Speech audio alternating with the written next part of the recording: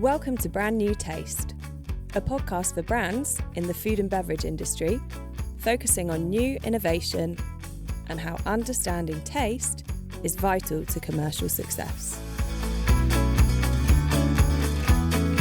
Your hosts are Brandt and Micah Carr-Hill, co-founders of the leading development agency, Tastehead.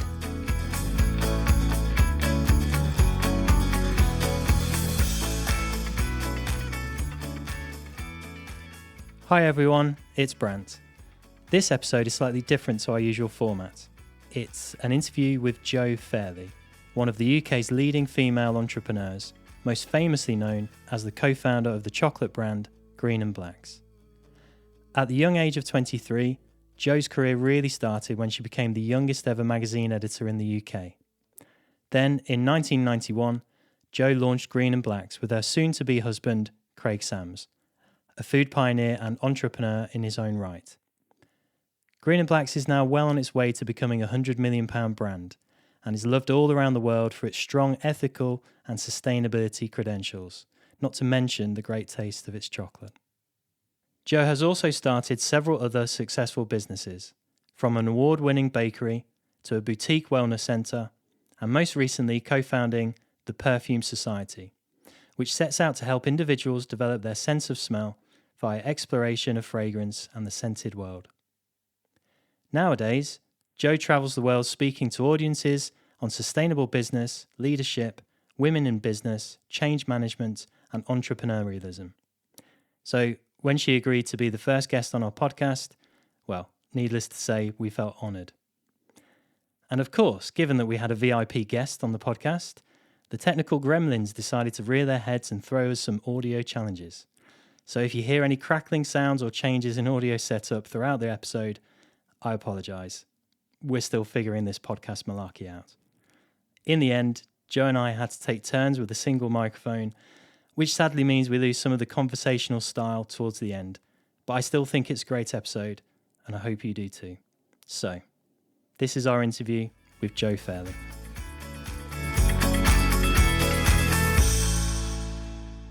Jo, thank you very much for agreeing to do this. It's a real honour to have you as the first guest on our podcast. Thank you for having me. I've had the pleasure of knowing you since around 2013, but obviously Green & Black started long before then. My first question has to be, how did Green & Blacks come about? It's such an amazing story, and I know people always love hearing it, so please tell it one more time. Sort of serendipity, really. Nothing more than that. I never planned to have a business. I was living with Craig Sams at the time, who is an amazing natural food entrepreneur and has been such a pioneer in the food world generally, in the natural food area.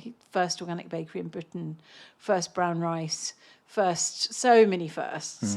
And in those days, the food world was tiny, and so we would go to trade shows all over the world with Whole Earth, and there was a real kind of you scratch my back, I'll scratch yours vibe, and we knew everyone in the natural food world. And sometimes people would come to you with products that they couldn't market, or a source of something recommended, etc.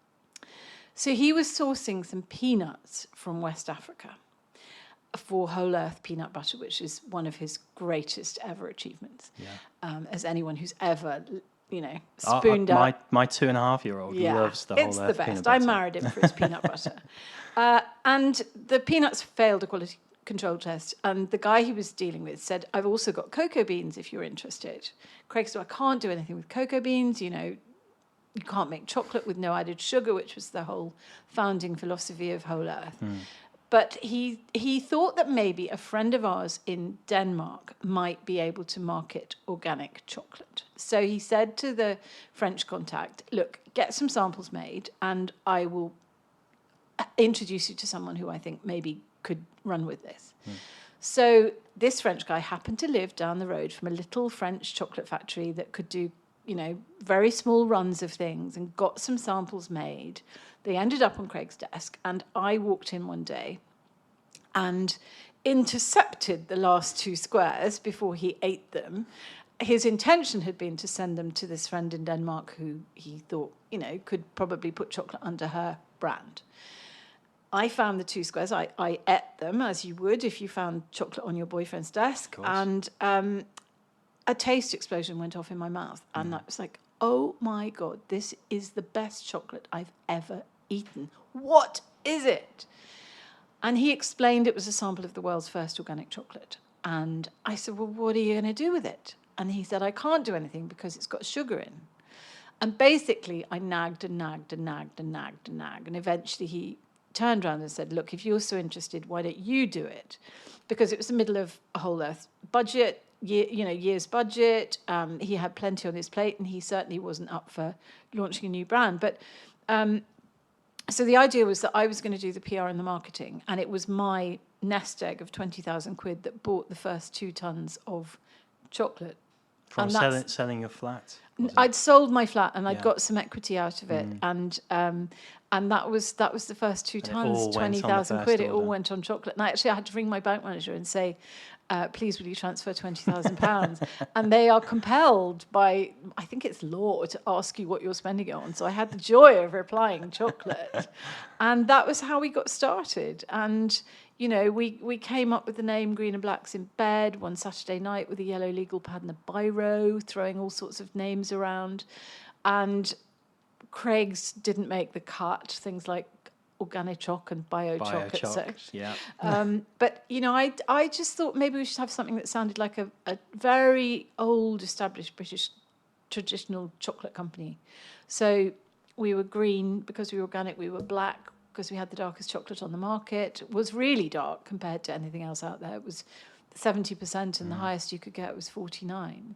And then I put an ampersand in the middle because there were brands like Charbonnel and Walker and Fortnum and Mason. Somehow that "and" has a power. Absolutely. And we put the 2 words together, and honestly, I just knew we had it. It was perfect from that moment on, and that took, I think, 15 minutes. Yeah, and a real stroke of genius, I have to say. I mean, the amount of times I've had people ask me, who's Mr. Green, who's Mr. Black, as you've been asked. And no, it was just a kind of marketing masterclass coming up with that name. And look how many "and" brands there are out there now. Yeah. Many, many, many. Yeah. It's a brilliant story. I would encourage anyone to go and listen to either your episode on Desert Island Discs or anywhere where they can find more about the story. You've obviously got the book as well. Yes. We won't get to cover all of it in this episode.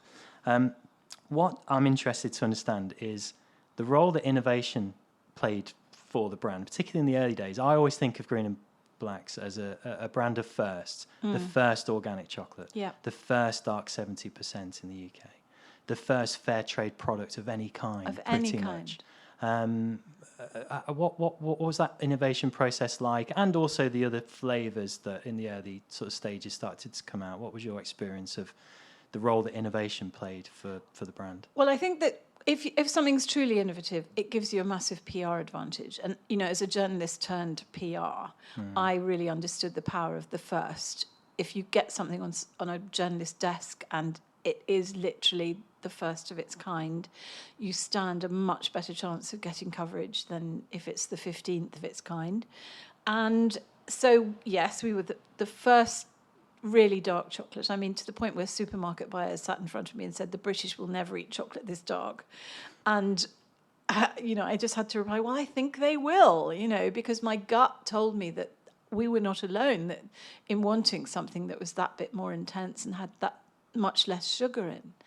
And then actually we never planned to make milk chocolate. We were going to be a dark chocolate brand, but we sat in front of one supermarket buyer who said, look, the vast majority of people in this country eat milk chocolate.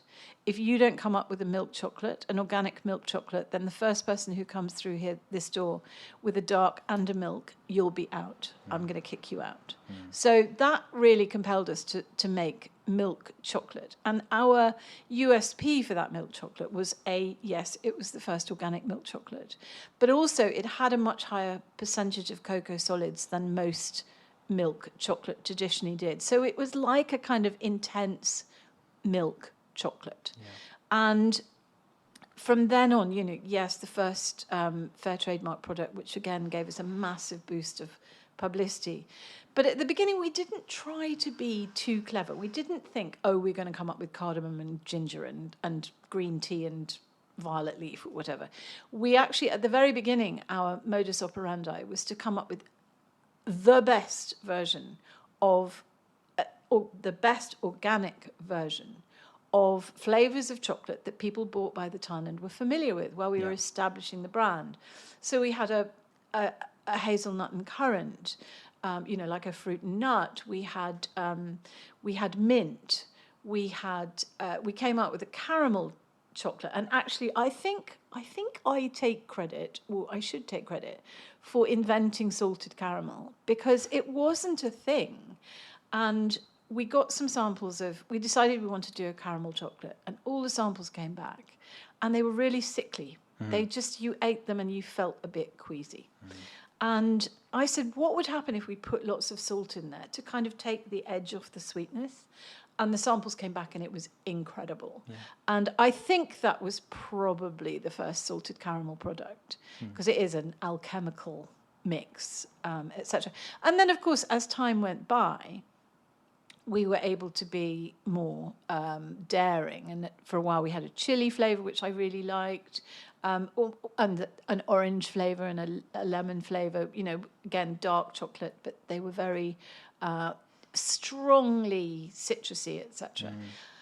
And you have to innovate to keep the press interested, to keep your customers interested, to keep supermarket buyers interested. But I think where we were clever was coming up with a kind of steady pace, not everything all at once, not overwhelming customers and buyers and supermarkets, etc.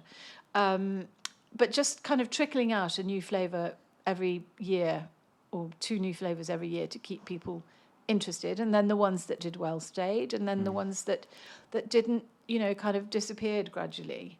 So innovation is really important for keeping yourself on people's radar.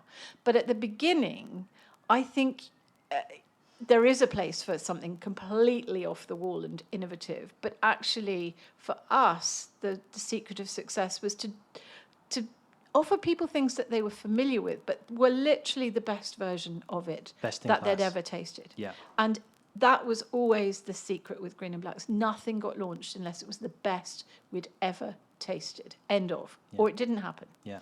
And so that was key. Because if we'd come out with a really wacky flavour of organic chocolate at the beginning, and people tasted it, and they were a little bit, at that point, organic still had a bit of a brown rice and lentils image, not least thanks to Craig's efforts. And they would have possibly dismissed the whole concept of organic food. And so what we were a bridge to more sustainable production and more sustainable shopping and, more ethical shopping. But it felt familiar to them.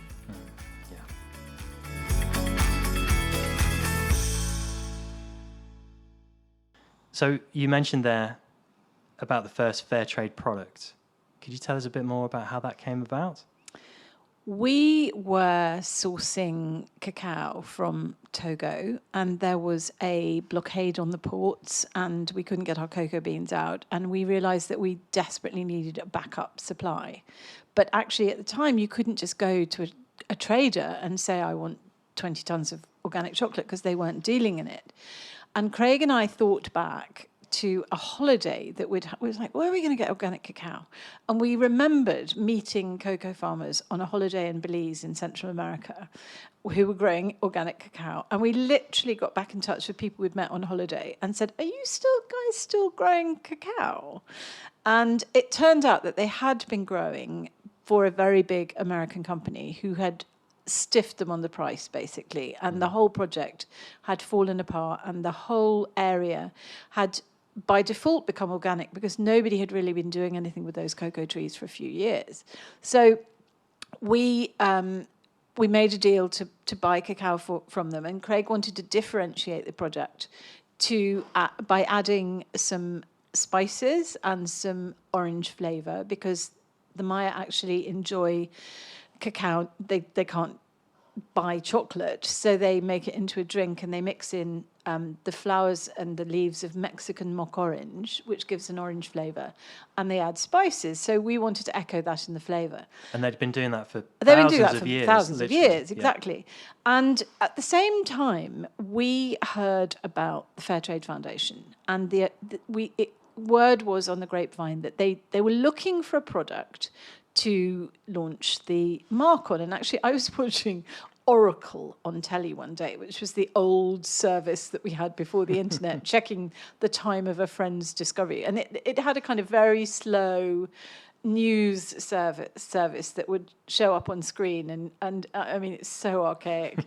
and I read that the Fairtrade Foundation had these. I read about the Fairtrade Foundation, and they had these criteria for judging whether a product was fair trade. And I was looking at what they were doing, like directly sourcing from farmers, buying from cooperatives, paying a fair price, giving the security of a contract, etc. And I was like, well, we're doing that. We just do that naturally. That's the way we do business. So we got in touch with the Fairtrade Foundation, and sure enough, we met the criteria, and they sent their inspectors down to check that, to substantiate all of the claims, etc.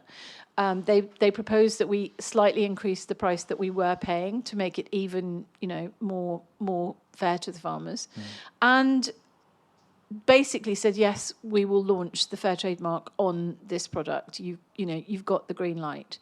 And when you can be first with something, as I said, you get this huge publicity advantage. But we had the power of this organisation behind us. And the Fair Trade Foundation at the time, its kind of founding sponsors were people like the Women's Institute, the Joseph Rowntree Trust, which has always been about, fairness for people, etc. Christian Aid, all these big organisations which helped to spread the word about the product. And the most extraordinary things happened. Things like I discovered that a run for fair trade had been going on through the streets of Britain, and 20,000 young Methodists had been running through the streets with some of them with a flaming torch in one hand and a bar of our chocolate in the other. And I got a call to the Green and Blacks line on my desk where somebody told me about this. And I honestly just thought that they were winding me up. And I had to ring the headquarters of the Methodist Church to find out that this was actually true. But not every supermarket buyer got it. I remember going in proudly to see someone from one of the leading supermarkets who just took. We were a cover story on Christian Aid News called Chocks Away. And he literally dismissed it with, well, yeah, it's just a bunch of Christians, isn't it? And now it's, of course, it's like a $2 billion brand in its own right. And people really understand that they can make a difference to the lives of farmers and their families in the developing world by shaping their product choices. But what I always say to people is, whether it's fair trade, whether it's organic, it's got to taste as good as everything else that's out there, or even better.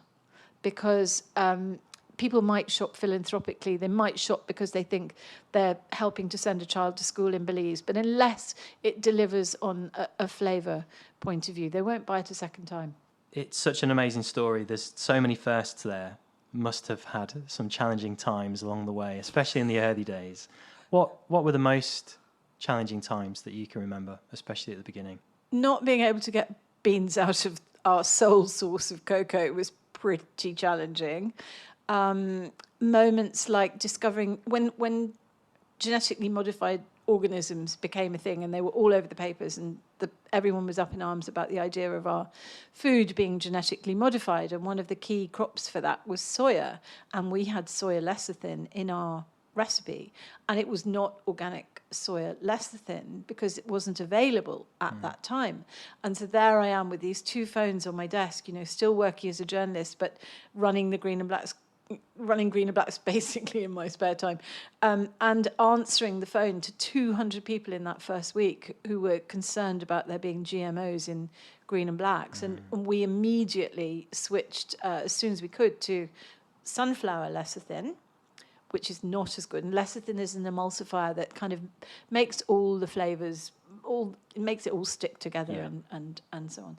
And because it's a byproduct of the soya industry, you need a hell of a lot of organic cocoa beans to make soy lecithin. And it just wasn't available. So we switched to sunflower, which wasn't as good. And I could taste it. I don't think most consumers could taste it, but needs must in order to keep our organic certification. And happily, what happened was that the big British chocolate names banded together and put pressure on the lecithin manufacturers to produce not an organic soy lecithin, but one that was certified GMO-free. So we were part of that action to put pressure on manufacturers to give us an ingredient. And that meant that we could continue to call the product organic and have such a high quality. But, things like that, they really keep you awake at 2:00 in the morning. And cash flow challenges and, you name it. I mean, if you want a nice, easy life, Brandt, don't start a food brand.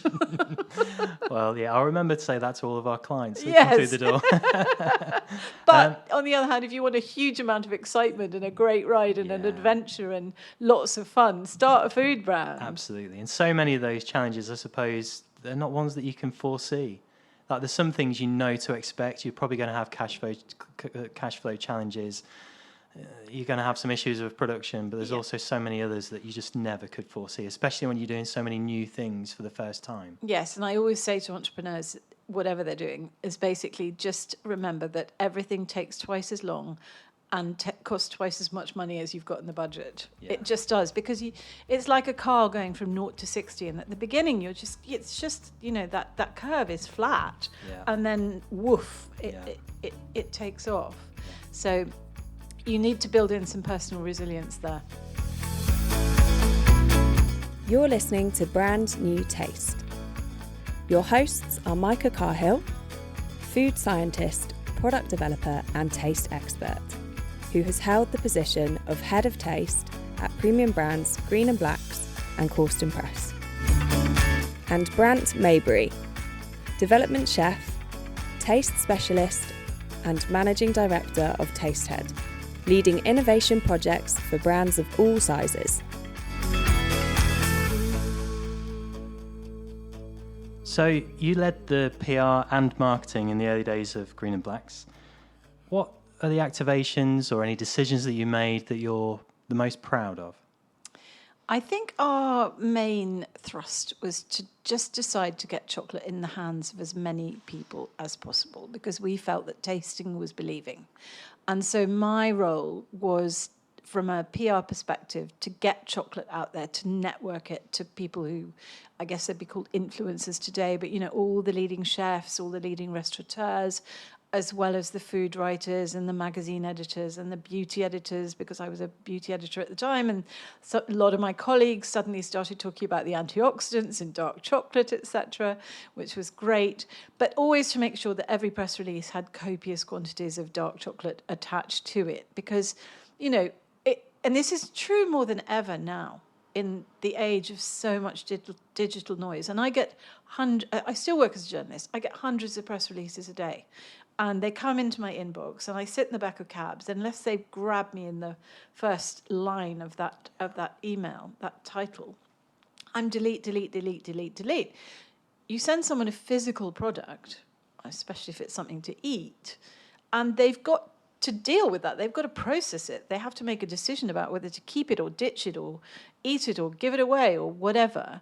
And it lodges in their brain in a way that no digital communication ever can. So I think it's actually probably even more powerful today than it was when we launched Green & Blacks. And again, from a marketing point of view, we put all of our budget into getting chocolate into people's mouths. And so lots and lots of consumer shows and green fairs and the Hampton Court Flower Show and any kind of collaboration. We work with the Women's Environmental Network, who just published a book called Chocolate Unwrapped about there were some pretty horrendous stories coming out of the mainstream chocolate world in those days. And if you joined you got a bar of free chocolate, etc. So they used it as a recruitment tool. But so basically anything we could do to get the chocolate out there. Because I think advertising in those early days is a complete waste of money. People don't recognize your brand. It doesn't register on their retina. And you can spend a hell of a lot of money going nowhere. And so for us, every penny went into anything we could do to actually get chocolate in mouths. You got some pretty big names into this sort of as fans of the brands quite early on. I remember seeing various books and quotes from people dotted around in the office and so on. It was successful doing it that way. Well, it was amazing because, chefs, and I kind of had faith that people like Delia Smith and Hugh Fearnley-Whittingstall and ultimately Jamie Oliver and, all those kind of leading foodies of the time, Alistair Little, whoever, would recognise what I'd recognised when I first tasted the chocolate, which was that it was great chocolate. And also, it is a fantastic cooking percentage. 70% is the benchmark for recipes. Yeah. It was unavailable to them before we came on the line. But pretty soon, every Sunday supplement recipe that you opened, every cookbook that you opened specified 70% dark chocolate as the key ingredient for that chocolatey cake or that chocolatey mousse. And we were literally still the only 70% chocolate on the market. So by default, people had to buy green and blacks. And actually, I still look at Jamie Oliver's Instagram feed now, and, I'll see him thwacking a chocolate or breaking up a chocolate bar, and it's got the little leaf of the green and blacks bar on it, amazingly. Yeah. But the other thing that we did, and it sounds like, it's so basic now, but we did a recipe leaflet really early on. And I got a lot of those people, whether it was Hugh Fearnley-Whittingstall or Linda McCartney, who we knew, and so a mix of kind of celebs and foodie names to share their favourite green and blacks recipe. And we put them in a little recipe book, which we sent out, every time we sent out an order from the office or sent something to journalists, we put the recipe leaflet in, we gave them away when we did those tastings, etc. And, it sounds so basic now, but nobody did recipe leaflets in those days. So that I'm really, really proud of as well. And actually that recipe leaflet, I don't know what it is, 24 pages or 36 or something, it's got some great recipes in there even now. Yeah, absolutely.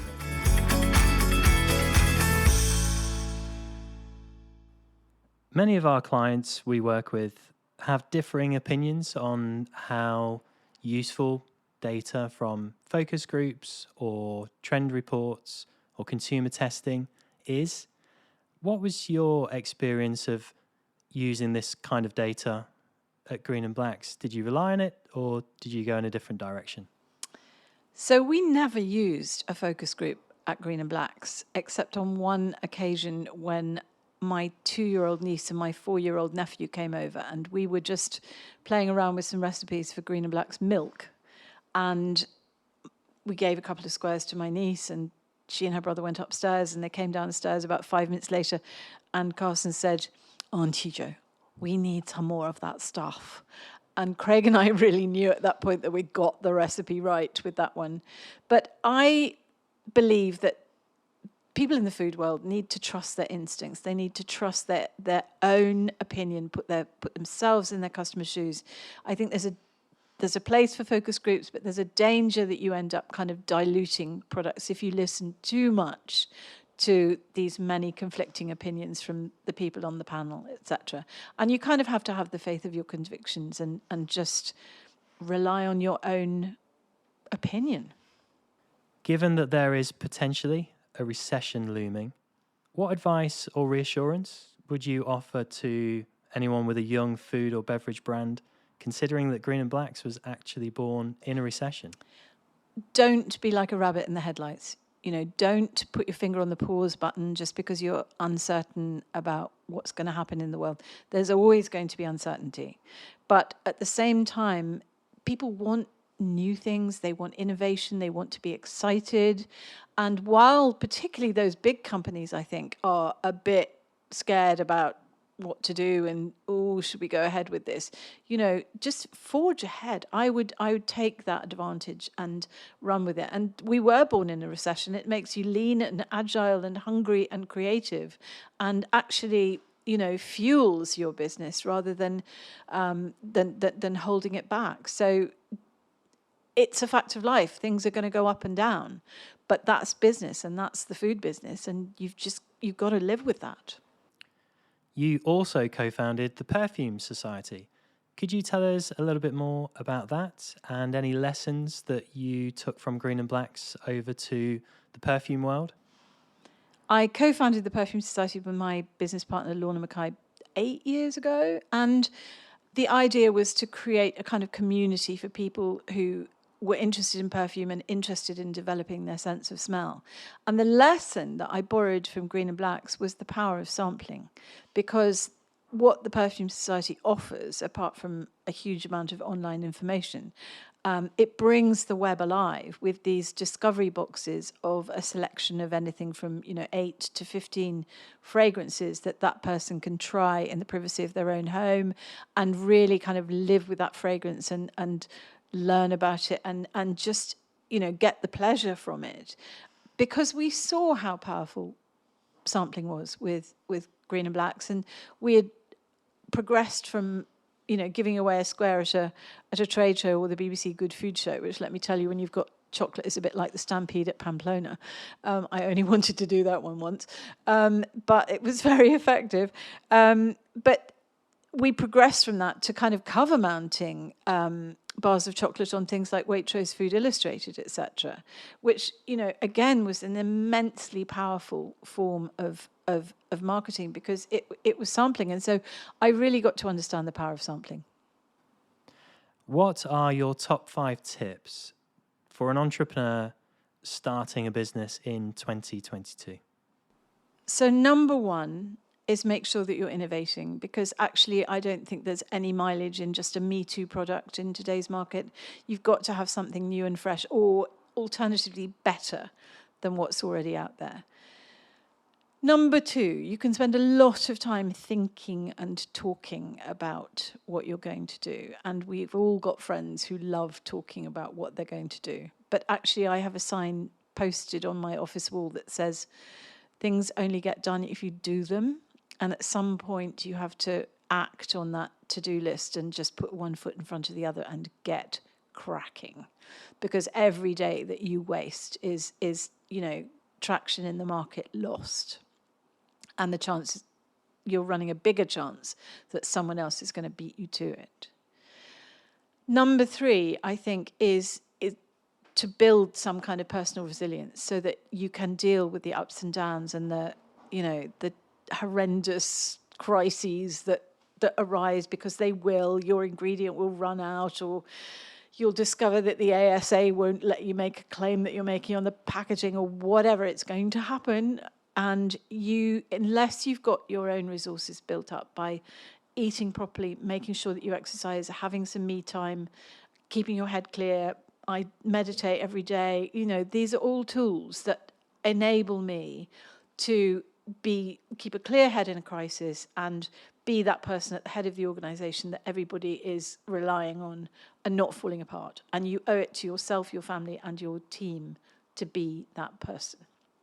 I would say number 4 is find a way, use PR. It's incredibly powerful. It's much, much more powerful, I think, in the early days of a brand than advertising. And don't be seduced into spending lots of money, because everyone's going to be after your advertising buck at the beginning.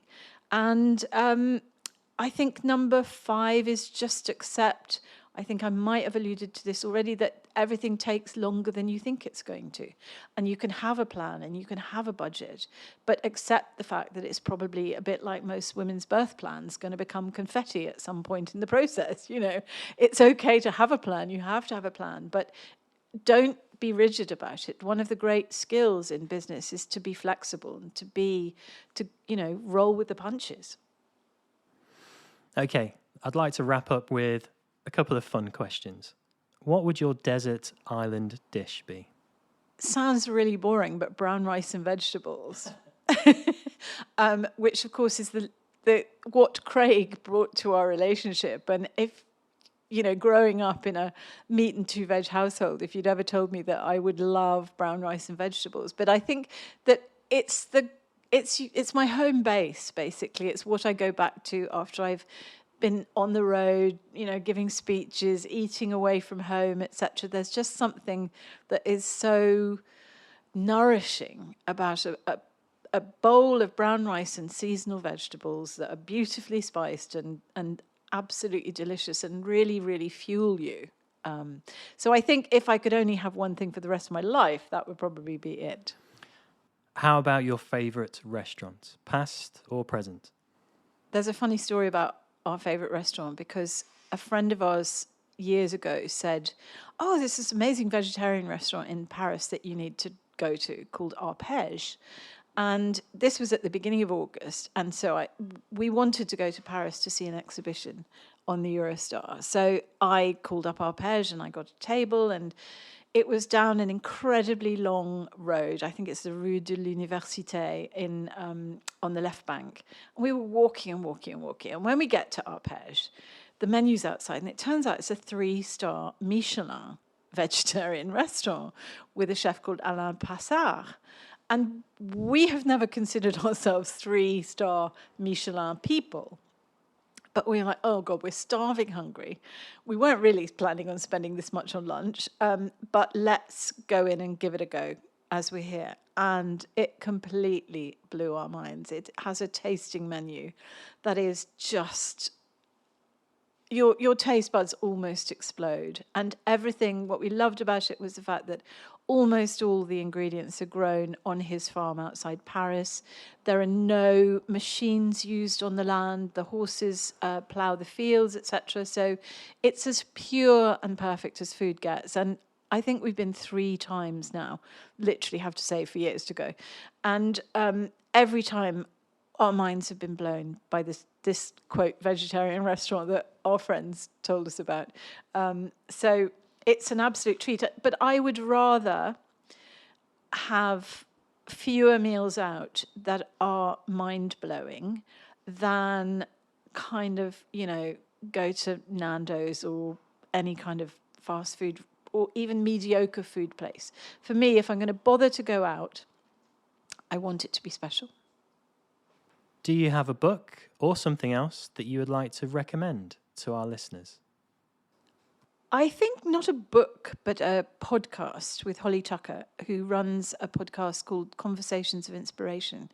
And she gets amazing business leaders and founders to talk to her about their business journeys, their ups and downs. And, everyone, it's a roller coaster, every single one. But I never listen to that without taking away 2 or 3 lessons and going back to my desk and thinking, right, okay, we're going to do this, or we're going to do this differently. And so for me, that is real brain food. And finally, what else do you have going on in your world these days that you would like people to know about? I guess people could follow my Instagram at Jo Fairley, where I kind of bring my magazine editor experience to what I do. I don't think it's ego driven. I just like to share cool places and nice things and pretty flowers and delicious meals and so on. And I still run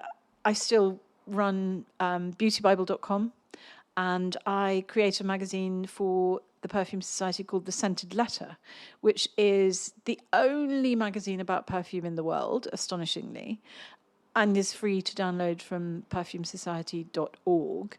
And I think that anyone who's interested in taste is probably also quite interested in smell.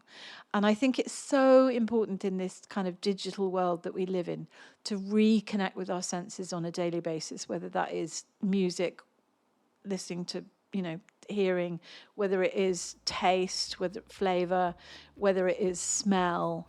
I think we more than ever need to do that now. Jo, thank you. Really appreciate you taking the time out of your day to come and do this. Thanks for having me. Thank you for listening. If you enjoyed this episode, please like and subscribe. And for more information, please visit tastehead.com. We hope you join us for our next episode.